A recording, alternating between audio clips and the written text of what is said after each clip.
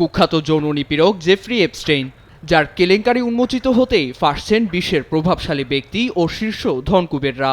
Electra refrigerator, খাবার তাজা তো জীবন তাজা। ইলেকট্রা, ফ্রিজের রাজা। সর্বশেষ বৃহস্পতিবার স্থানীয় নিরাপত্তা বাহিনী সাবেক ব্রিটিশ প্রিন্স অ্যান্ড্রু মাউন্টব্যাটেনকে আটক করে সরকারি ক্ষমতার অপব্যবহার ও অ্যাপস্টেইনকে রাষ্ট্রীয় গোপন নথি সরবরাহের অভিযোগে জিজ্ঞাসাবাদ শেষে তাকে ছেড়ে দেওয়া হয়।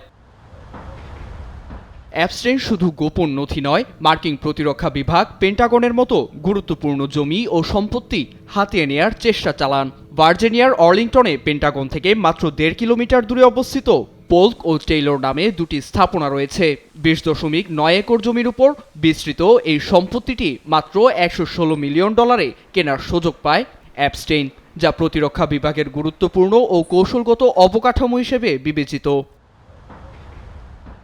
অ্যাপস্টেইনকে সম্পত্তিটিতে বিনিয়োগের প্রস্তাব দেন ডেভিড স্টার্ন। জার্মানি ব্যবসায়ীর সঙ্গে সাবেক ব্রিটিশ প্রিন্স অ্যান্ড্রুর যোগাযোগ ছিল। এই সংক্রান্ত ছবি ও ইমেলের উল্লেখ আছে অ্যাপস্টেইন ফাইলে।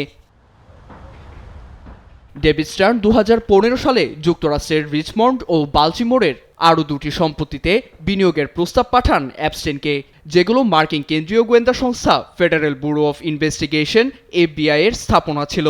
স্থাপনাগুলোতে মোসাদ সংশ্লিষ্ট অ্যাপস্টেইনের ছায়া পড়লে সংস্থাগুলোর ব্যাপক ক্ষতি হওয়ার সম্ভাবনা ছিল বলে মত অনেকের। পেন্টাগন সংক্রান্ত নথিতে সরাসরি স্টার্নের নাম আসলেও মূল হোতা হিসেবে আরও এক রিয়েল এস্টেট মোগলের নাম সামনে এসেছে। তিনি যুক্তরাষ্ট্রের sports and entertainment real estate global হোল্ডিংসের স্বত্বাধিকারী জোনাথন ডি ফেস্কিটেলি। নীরব দাস, নিউজ 24।